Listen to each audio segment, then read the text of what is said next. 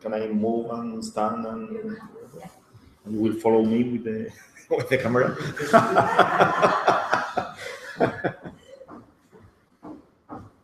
Okay, good. My name is Alejandro.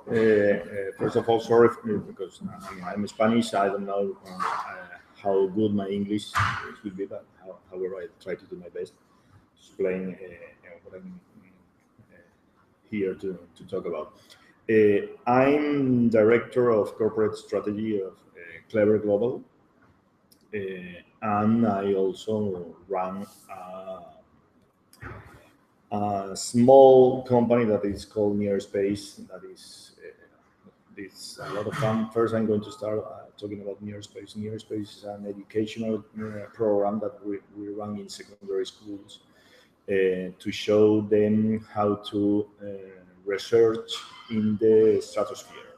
So what we do is send stratospheric balloons and to take pictures or images like this one. Okay, here, this is, one of the projects that we launched this year with in a secondary school here in Andalusia, and there was a balloon rising up to the stratosphere to around 100,000 feet. What you have just seen is the burst of the balloon at the top. Before there was a view of the Straits of Gibraltar, so it's from my perspective, it's an impressive view. Okay, but what I'm going to talk to you today is not about Nearspace, rather Clever. Our company, I'm going to show you a presentation right now, but we're going to talk about, because we have received this year, we have closed a first round of financing with an venture capitalist. Okay, and I want to show you the process that we have gone through, so you can see which are the topics that you will face probably in the future. Okay, taking into account that our company is not a startup; it's more on a scale-up phase, because we have been in the business for around 10 years. So it's a kind of different approach that you have right now, but probably in the future this will be the same approach that you will have, and these are the challenges and opportunities that you will have to face, and hopefully sooner than later. Okay, so first of all, I'm going to show you a presentation of our company. We live in a world on the move. It's a 3 minutes presentation. Us to adapt to emerging changes. When others see obstacles, we see challenges. For this reason, innovation and development are essential for everyday improvement. This philosophy is the engine that drives us in Clever. We have created a sustainable network of companies where clients and suppliers relate safely and efficiently with each other. In this network, using the best technology, we are capable of eliminating workplace, administrative, and environmental hazards, ultimately making our projects safe and sustainable. A global network that allows us to control, at any moment and from anywhere in the world, the compliance of requirements of the whole supplier chain, of its employees, its machinery, and of its vehicles. An environment built by our engineers, who are constantly researching to provide the best technology and the best solutions. This is why Clever invests more than 10% of its revenues in research and development every year. A global process that monitors the incorporation to the network, accrediting suppliers adequately, establishing requirements so works are carried out without risks and with the quality required, managing the associated documentation and controlling access intelligently on entrance, on field auditing of the elements that are involved in the projects.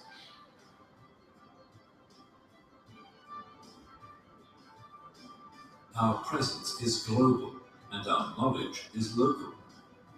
We know the specific regulations which allows us to apply control adequately because we know how important it is for our clients to establish global procedures and uniform criteria in all the countries where they work.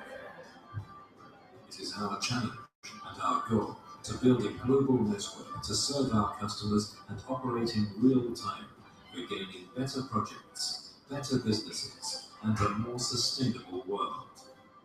In just 2 years and in real time, we control 60,000 permits in more than 20 countries that are already part of our steadily growing network. We participate on a global scene full of great challenges and opportunities, where our company responds in a structured, consistent, and committed way. The world advances, and Clever advances with the world. The effort, hard work, and talent management are our recipe for success. Count on us. Clever. Maximum coordination, maximum security, maximum efficiency.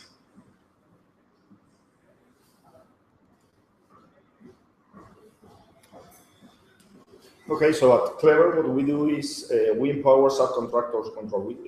We have Toca viajar como cada semana, lo hacemos en esta ocasión hasta una de las economías. let me. Ahora es un negocio, la empresa Clever Global, que There is another video coming in.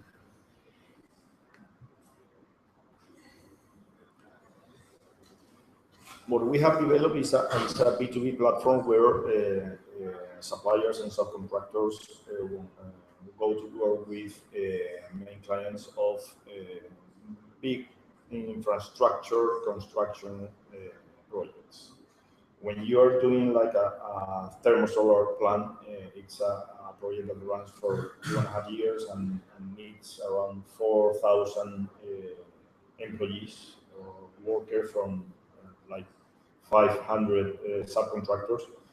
All the requirements that those subcontractors have to comply with in order to avoid all the kind of health and safety risks, legal risks, laboral risks, or whatever. There is something that companies are very concerned about reducing that kind of risks. So we do that in a very efficient way, and that's the reason why we exist. Okay. So we have been doing this. Clever is a company based in Spain. It was created in Seville like 10 years ago, and since around 5 years ago we have been doing a lot of pivoting, and since 5 years ago we started doing this kind of business. So we saw a niche in the market, and we start with some customers here in Spain, and then we have grown quite a lot. As I will show you in the following slides. So in this year, we have received there is a venture capitalist called Al-Andalus that have invested in us 1.5 million euros for a minor stake in the company. Okay.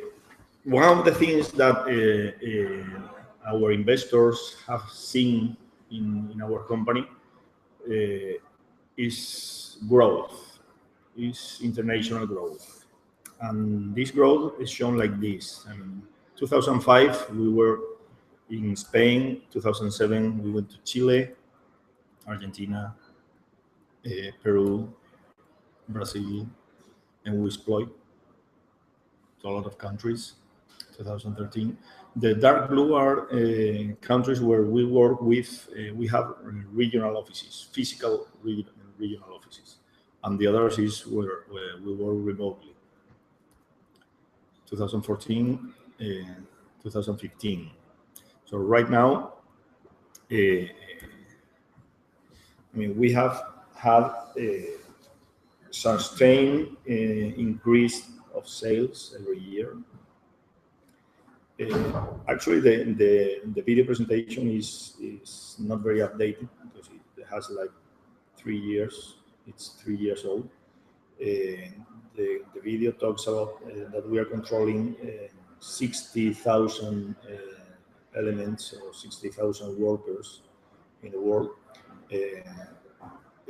So far in 2014, we were controlling around 100,000 workers, and this year we are controlling 200,000. And in the figures about subcontractors or companies that we have to control have risen from 12,000 in 2014 to double this figure, 25,000 in 2015. Today we are in more than 30 countries. Actually, we are in 32 countries. So this is from my perspective, is an example of traction. And this is something that you have to focus from the very beginning, show traction. Okay, it doesn't matter. From my perspective, it's not enough to have a good idea and to sell very good idea to an investor. The investor wants to know, well, how are what I'm going to take out of this? Is this company selling? Is this company profitable? It is supposed to be profitable in the near future, so it's worth investing today. And you have to show that every day or every month your traction figures are bigger. Okay. One of the things that prior to this investment I was very sure is that every startup or every company has to show like a big market opportunity. I mean, I'm focusing in the elevator pitch. One of the things that you have to show is the huge market that you are facing with your idea, right? However, for the experience of this year, what our investors told us is that you don't need to focus in a huge market opportunity, because the bigger the market, the bigger the players you will compete with. So don't be so pushy to I need to put in the elevator pitch. I need to put like the market I'm facing is huge. It doesn't have to be huge. I mean, another thing is that the market we are targeting is huge and is lucrative. I mean, I'm going to get a huge amount of money of my operations. It makes sense to go to this market. Well, if you execute well, you are very efficient at execution. You can deal with lower profits market. A lower profit market is another market that is not very well seen by big players. So take that into account. I mean, don't try to focus on being the next Google. Okay, just try to focus on your niche and to be strong on your niche. And the bigger you become, the more people will look at you. And once they realize that there is a big market opportunity, they will go and beat you. Okay. About the investment timing, I mean, investing is not like coming to I think you have a round of investment presentation to investors next week or I don't know when. I mean, it's not like coming one day and make a presentation to one investor and that's it. It's not hope. Well, I would like it. It will be like that. You have the investor with the pockets full of money and the best company and with the best elevator pitch will get all the money in just one day. No. Actually, in our case, it took us 8 months of negotiation. Okay. And the first contact, it was by the beginning of February this year, and then we start working on a business plan. Actually, we had our business plan, but we were working in refining that business plan with our potential investors. And after this the business plan was refined, then we had the LOE. Do you know what's LOE? Letter of interest. A letter of interest is a pre-agreement that the investor company is interested in you, is interested in going further with you to study in detail your company. And this kind of letter tells you that, during the time that these guys are studying your company thoroughly, you are not to negotiate with any other company. Okay, it's like a window that it's reserved for them. Once we had the letter of interest, that was in June, we start with the due diligence. Due diligence is a study in detail about your financial, legal, business situation. Everything you have done in the past, it will arise. Everything you plan to do, you have to tell. There is the less things you hide, the better, because you will be liable for everything you have hidden, and it's not in the due diligence. Okay. This was the first big step for us, because we have been our company is audited. We have auditors. However, we were having second level auditors in the market. With the due diligence, we had to face with people from Deloitte and in the financial Deloitte. You know who are they? In the financial side, and people for Garrigues. It's a huge law office, very well known here in Spain. Expensive one. Okay. So after this due diligence, it was finished. Then we were ready we start negotiating. There are two main documents that you have to negotiate. Is the investment contract and the shareholders agreement. Those documents will be the Bible for the future of your relationship with investors. So it's not like taking a template out of internet and signing it.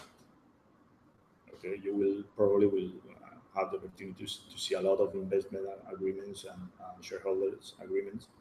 You will have to do your own. Is where you are going to put everything. How are you going to behave? What are the things you are going to do? And this is something that happened last month, in October. So we have just get the funds, and probably today there is no money at all. We haven't spent it all. No. Okay. Now talking about this Bible of the new relationship with investors. One of it, the investment contract regulates entry and exit conditions in your company. The entry is based on a pre-money valuation based on EBITDA. EBITDA, you know what is it? Yes. It's kind of the operational profit of your company, and taking into account the financial debt that you have. Are you familiar with pre-money valuation and post-money valuation? I think you are. This is just theory. However, the pre-money valuation has to the EBITDA has a figure that you will multiply it in order to get the valuation. It's like 10 times your EBITDA is minus the financial debt will be the value of the company. This figure that you multiply the EBITDA, it differs from sector to sector. I mean, pure internet sector can be multiplied up to 20. Brick and mortar companies are like 4, 3, 5, 4. It depends of the kind of market you are working.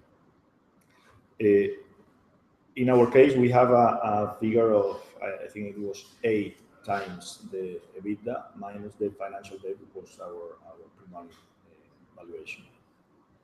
The exit conditions, I mean, more important than the entry conditions are the exit conditions. Even though you think that exit conditions will happen in the future, but the future comes really fast. And an investor, the first thing, and the investor is thinking once it enters in the company is how, when, and how well is going to exit the company. I mean, don't think that you are going to have that investor for the rest of the life of your company. It's not the aim of the investor. Okay, so consider 3, 4, 5 years, maybe, no more than that. Okay, so you have to be ready to what might happen in order to facilitate that exit to the investor, because the investor definitely wants to exit. So in our case, we have, well, of course, there are extraordinary ways of exit is when you violate the agreements in the shareholder agreements or in the contract, in the investment contract. We're not going to talk about these extraordinary things.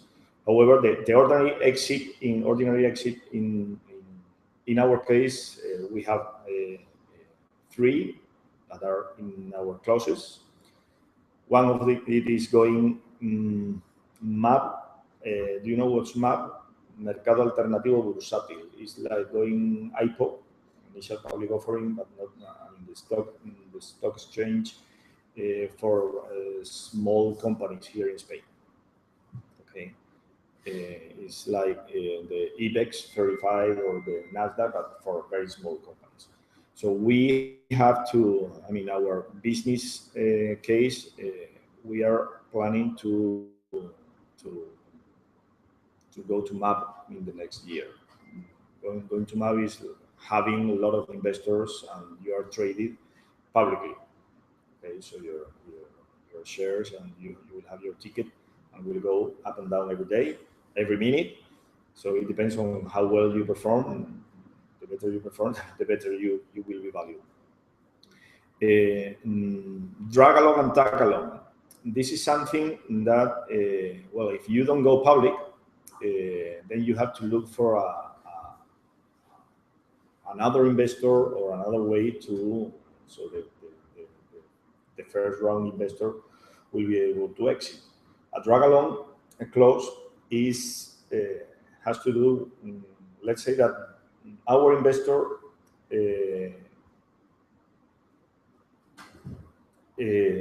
have another investor that is interested in getting the company. Okay. So for this clause, if they close the deal with that investor, we are obligated to also sell our shares to that new investor. So we cannot deny, even though we are in majority, because I mean this investor have like less than 20% of the company now, but they can force you to have this kind of. I mean, you have to sell everything if they find an investor that wants to buy everything. So this is something that you have to agree at the beginning or not agree. I mean, it's just if you want to close the deal or not. Okay. The tag along clause has to do with what if we find an investor different than the previous round investor. In this case, the first investors have the right to sell its shares prior than ours. Okay, even though we have found the new investor that is interested in our company, and we are ready to sell our part of the company, our first round investor has priority in this sale. Okay? Probably this is something that that has to do with the negotiation. I mean, you cannot you can say no. I don't want you to have the priority, or to you. I mean, it's just a matter of how good do you think you are going to be with that investor in the future. But it's important because these kind of things are agreed at the very beginning of the very beginning of the investment process, and well, you have to see yourself like you are going to receive a huge amount of money or a fair amount of money, but you have to deal in the future in 2, 3, 4 years time with these kind of things. So you have to be prepared. It's not just getting the money and have fun and make a huge party and that's it. Okay. Well, this has to do with the investment contract, the shareholders agreement. This relates things to like how are the link between the shareholders and the project. I mean, the management team. Normally, one investor, one of the things it focuses very, very well are in the management team. These guys are not putting money in a company, are putting money in people. The better you are and the more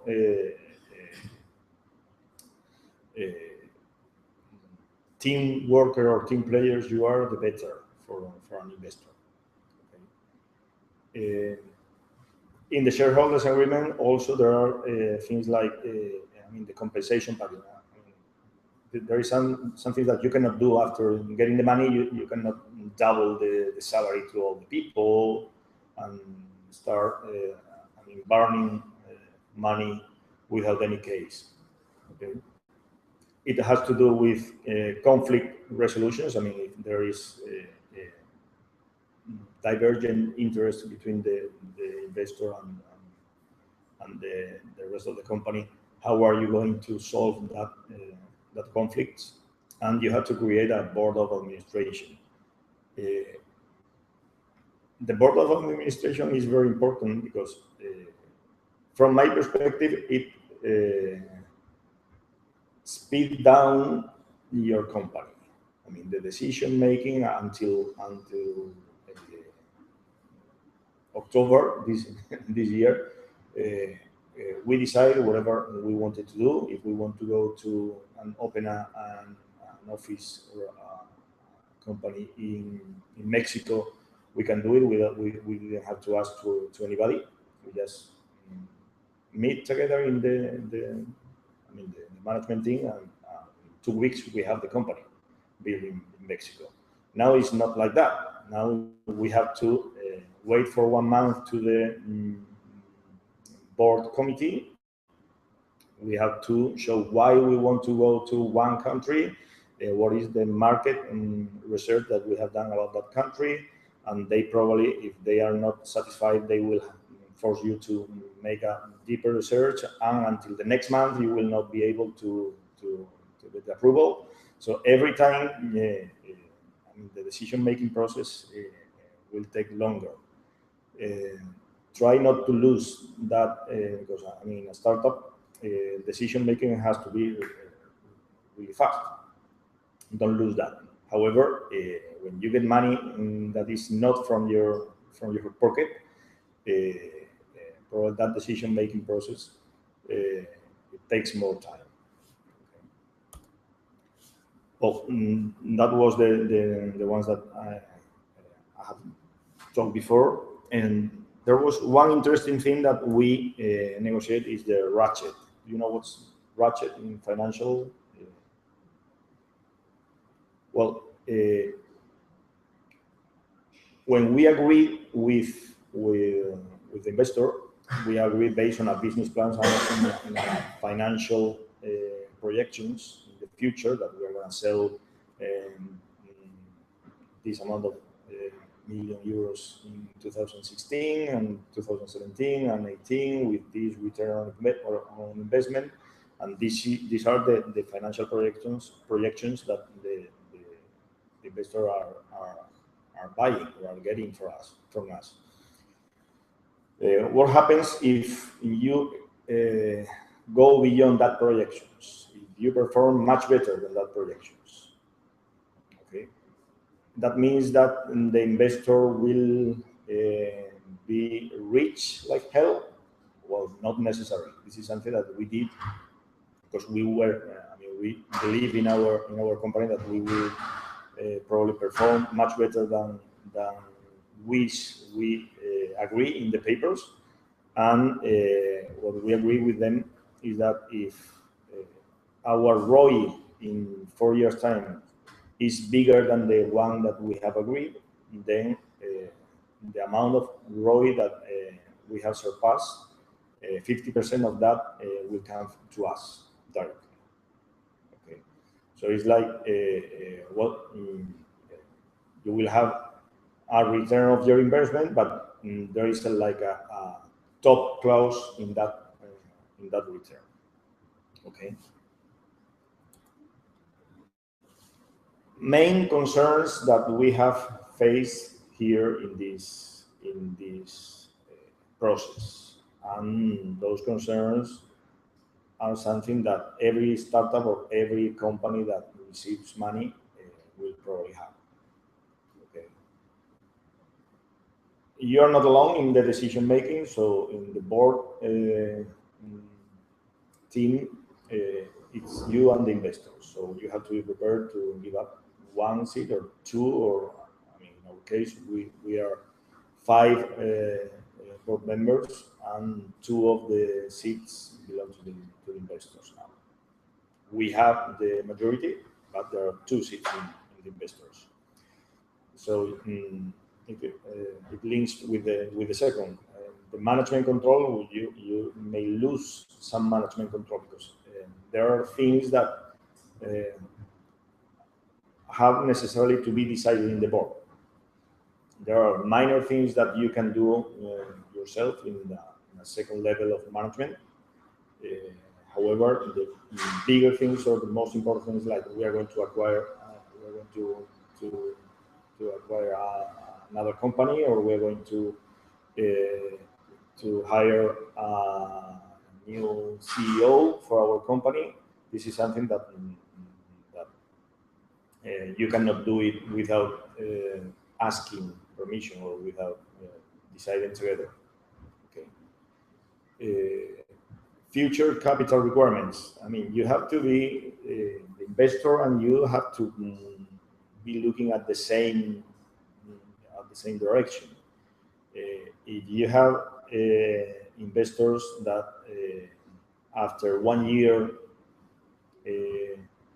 they want to sell the position, or they say we have to go and get more money out of banks because our financial condition is better now, so we can get more debts, and from out of those debts I can get out the money that I put in at the beginning. This is something that you have to regulate very well.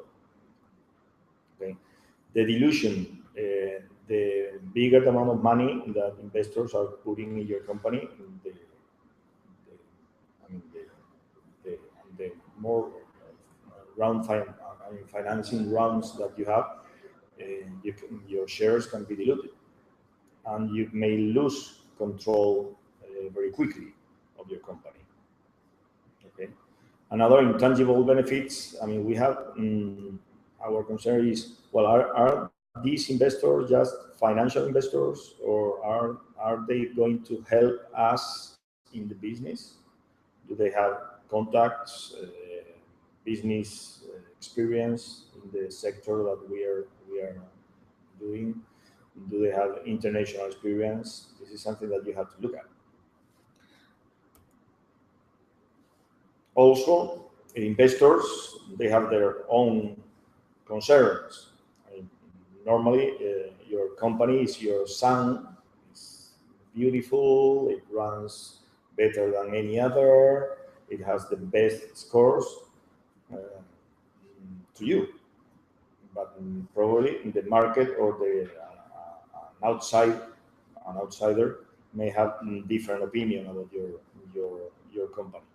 So you have done a valuation and ROI projections. Well, it's natural that they will be concerned about those projections. What if you don't perform next year as good as you have performed this year?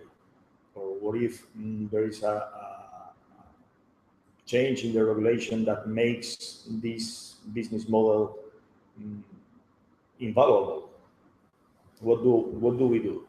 Okay, which are the investment objectives? I mean, we have told to them what are we going to do with every euro that we have received.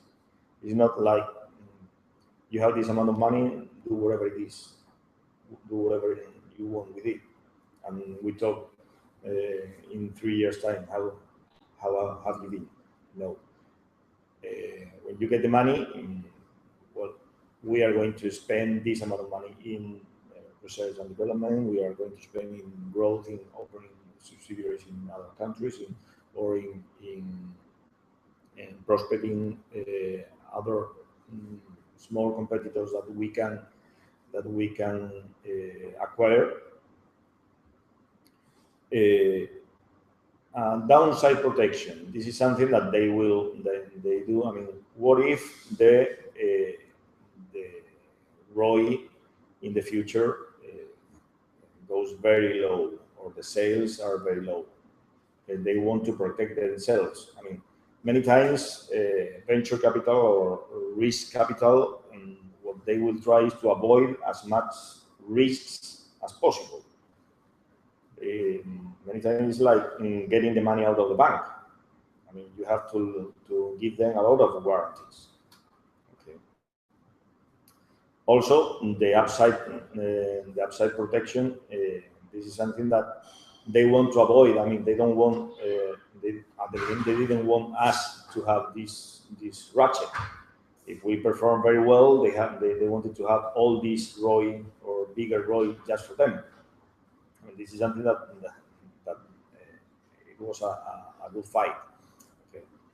And also they need to know if they will be able to influence in management. If they will just put the money and run, or if they can really put their hands in the management and taking some management decisions. Those are things that the investor really cares about. I don't know if any of you have faced any of these things, because I mean, you are very startup phase, I guess, right? But probably in the near future, maybe the valuation process that you will have right now, as you don't have history with your company about sales or traction, it's going to be hard to do it based on EBITDA. There are any other kind of things. I mean, for example, one of the questions I have, what's the valuation of your companies right now? Do you know what is it? Any of you? Approximately? I mean, how much? It's like 400,000 400,000 euros. Okay. What about yours? Okay. 500 euros. That's very low. 500 euros or 500,000 euros? Okay. Okay. And based on what? Based on what?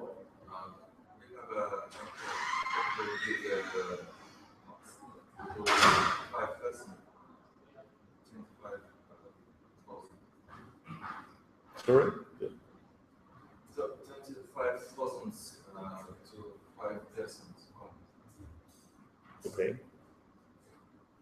So you mean that the value of the company depends on how many persons do you have?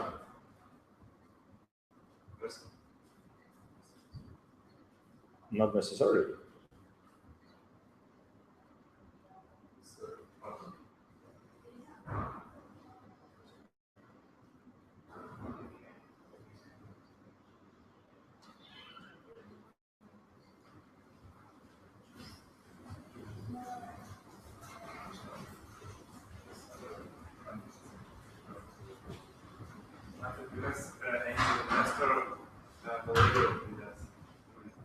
Sorry? He has some talk with an angel investor, and he believes that this company. Okay. What about you?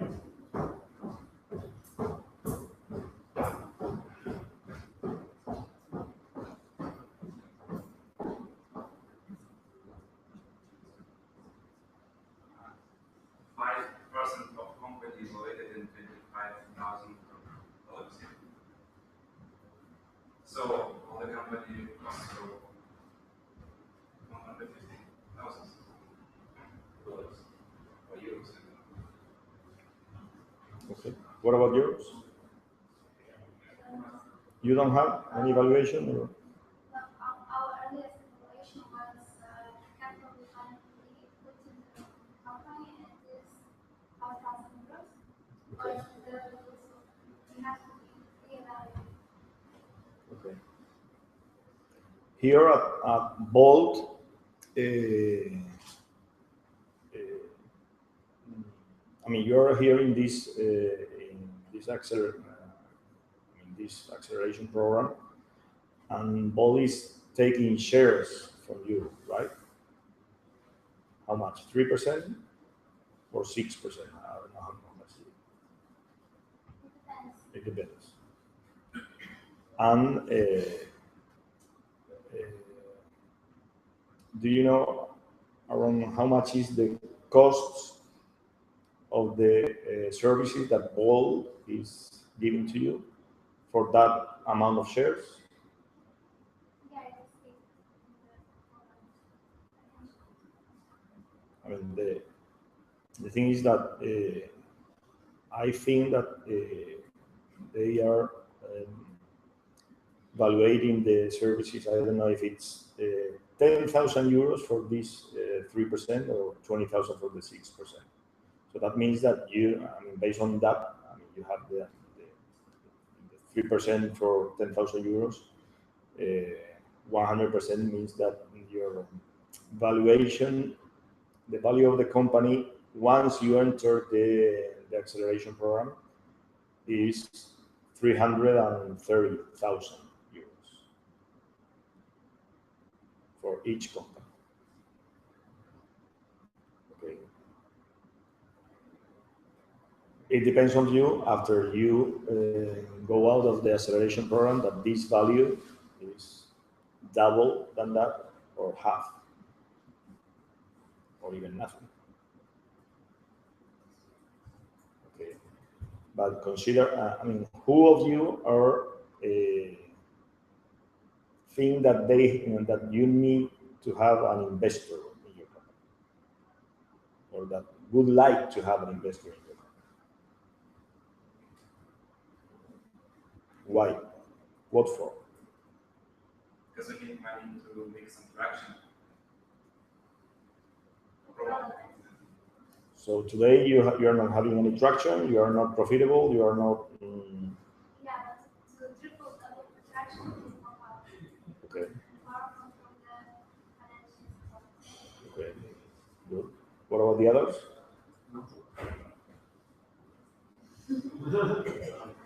Yeah, unfortunately. They are prepared to sell all their companies for 330,000 euros. Charo. They want to sell their companies for those 330,000 euros. You are valuing the company. How much money do you have here?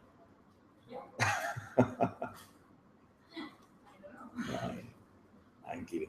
What I mean about this, probably most of 99% of the startups, the first objective they have in mind is that I need to have an investor. Okay. And probably investment is good. It's really good. But you have to know all the concerns, and you have to be aware of the investors don't come for free. Okay. From my perspective is that if you are able to grow quickly and maintain profitability, you don't need investment. Okay. That's my perspective. I've been 10 years in this business, and we have just had this investment. So it's kind of funny that I say you don't need investment, and I do need investment. I mean, we are facing the same challenges that you're facing. I mean, we have a target right now. We are in 200,000 workers. We are controlling 200,000 workers in the world, and we have a plan to control 1 million in 3 years. So we definitely need the money. Okay. But you have to have that in mind. I mean, what for do you need the money? I need the money because it's fun to go outside and say, I have an investor. Well, next time you go out, you will say the investor took the money out of me, or to the company, the whole company. Okay. Good. So that was all from my side. Hope it was interesting. You can. Now we are going to go any individually, so we can discuss about it. Thank you.